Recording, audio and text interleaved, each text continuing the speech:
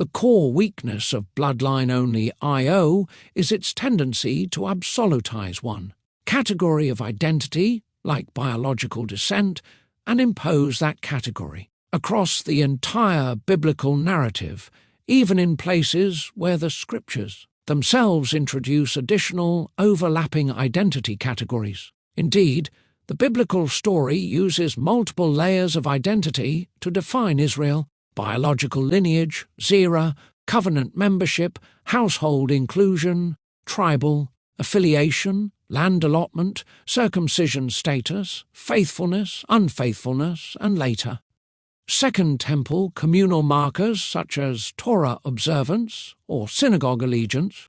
Bloodline-Only I.O. collapses all of these into a single dimension and therefore misreads passages where the text explicitly distinguishes or blends these categories.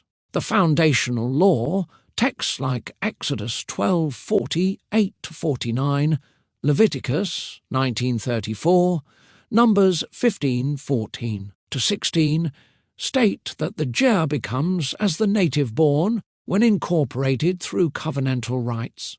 This is not symbolic rhetoric, it is a full legal identity grant. If biological descent were the sole category, such laws could not exist, proselytes could never be Israelites, Passover inclusion would be impossible, and Torah jurisdiction would be incoherent. Bloodline-Only I.O. cannot explain these texts unless it redefines proselytes as biological Israelites, which is historically and lexically false. The covenantal inclusion model of I.O. correctly acknowledges that in the first century there were more categories than biology to determine who was Israel.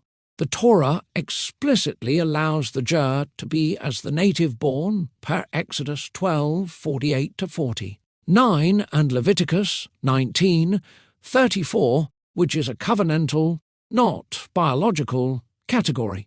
Likewise, prophetic literature distinguishes between Israel after the flesh and Israel who returns to Yahweh per Isaiah 10:20-22 and Hosea 1-2, meaning identity can be covenantally restored, not just genetically inherited. Paul inherits this multi-layered framework, distinguishing between Israel after the flesh and the remnant, according to grace per Romans chapter 6 to 8 and 11:5, while assuming that Gentile inclusion refers to dispersed Israelites or covenantal adoptees, not random outsiders. Even within Israel's own tribes, many members of Israel lived outside their ancestral allotments, especially in the diaspora.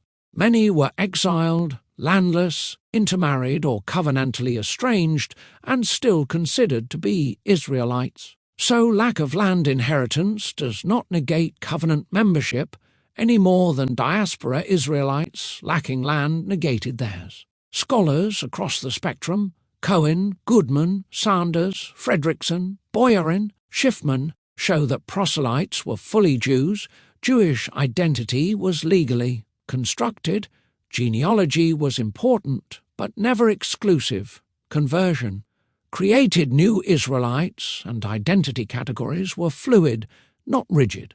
In short, Bloodline-Only I.O. is historically untenable because it rests on an identity model that did not exist in the first century.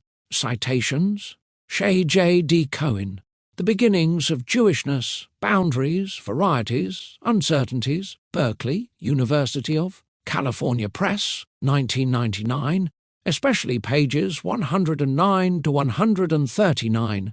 Cohen demonstrates that conversion, Giur, created fully Jewish identity apart from biological descent, and that Jewishness in antiquity was legally and socially constructed.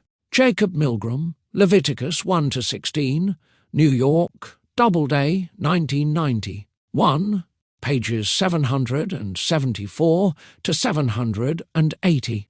Milgram argues that the GER became virtually a naturalized citizen through covenantal incorporation. Louis H. Feldman, Jew and Gentile in the Ancient World, Princeton University Press, 1993, pages 342 to 371. Feldman affirms that proselytes were universally understood as non-Jewish Gentiles, who became Jews by legal conversion, not returning biological Israelites. John J. Collins, Between Athens and Jerusalem, Jewish Identity in the Hellenistic Diaspora. Grand Rapids, Eerdmans, 1999, pages 13 to 33. Collins shows that Greeks and Gentiles in Jewish literature often included diaspora Israelites and covenant-attached non-Jews. Paula Fredrickson, Paul, the Pagan's Apostle, New Haven, Yale University, Press, 2017, pages 72 to 109. Fredrickson argues that Paul's Gentiles remained within Israel's eschatological restoration program, rooted in Hosea and Isaiah. E.P. Sanders, Paul and Palestinian Judaism, Philadelphia, Fortress Press, 1977, pages 236 to 243. Sanders describes Paul's remnant theology as covenantal rather than genealogical. Martin Goodman, Rome and Jerusalem, The Clash of Ancient Civilizations, New York, Knopf, 2007, pages 113 to 141. Goodman emphasizes that Jewish identity in the late Second Temple period was highly diverse and not reducible to bloodline purity. Daniel Boyarin, Borderlines, The Partition of Judeo-Christianity, Philadelphia University of Pennsylvania Press, 2004, pages 25 to 48. Boyarin highlights the fluidity of Jewish identity categories in the first century. Seth Schwartz, Imperialism and Jewish Society, 200b CE to 640. Princeton University Press, 2001, pages 49 to 54. Schwartz shows that Jewish identity under empire was shaped by covenant, culture, and law rather than genetics alone.